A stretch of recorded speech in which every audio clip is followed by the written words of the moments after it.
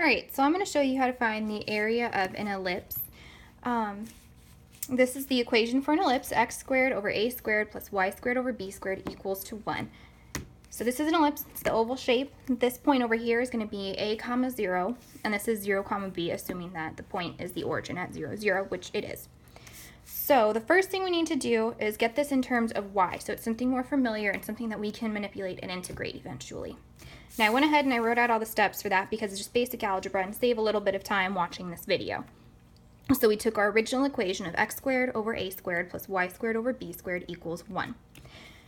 I'm going to go ahead and subtract that guy over here, so we're left with y squared over b squared equals 1 minus x squared over a squared.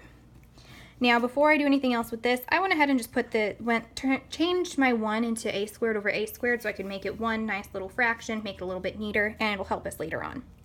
So that leaves us with y squared over b squared equals a squared minus x squared over a squared. Multiply by b squared, and get b squared times a squared over x squared, a squared minus x squared, over a squared. And again, just to neaten it up and kind of help us out later on, I'm going to take this a squared out and put it underneath our b squared. So y squared equals b squared over a squared times a squared minus x squared. And our last step is going to be to take the square root of each side, leaving us with y equals b over a times square root of a squared minus x squared.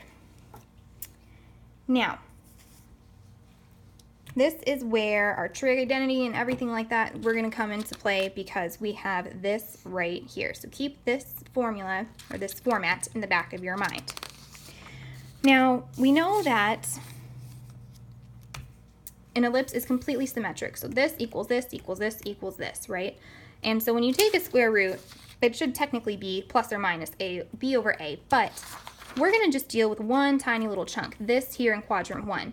Since everything is positive in quadrant 1, I can go ahead and drop that negative sign, and I know it's going to be positive.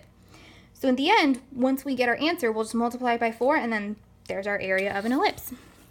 So we also know that an integral gives us the area underneath a curve. Now I'm pretty sure everything is curved on here. So let's go ahead and set up our integral.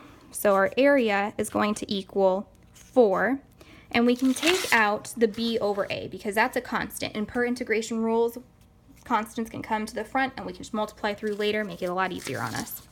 So 4b over a, integral from 0 to a of the square root of a squared minus x squared. Now this right here is a trig. We can use trig substitution to help us solve. So we know when we are given a squared minus x squared, we have x equal to a sine theta, which means our dx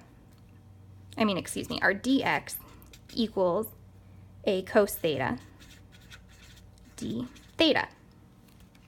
Now, let's go ahead and change our limits right now. That way we don't have to worry about doing any back substitution. So I'm going to set a sine theta equal to 0 for our first.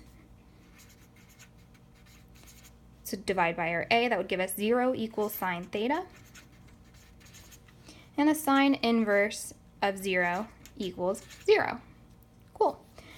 That's our first, that's going to be our lower bound. Now our upper, let's take a equals to a sine theta, divide by a, 1 equals sine theta, sine inverse of theta sine inverse of 1 equals pi over 2. So now we know we're going to have it from 0 to pi over 2.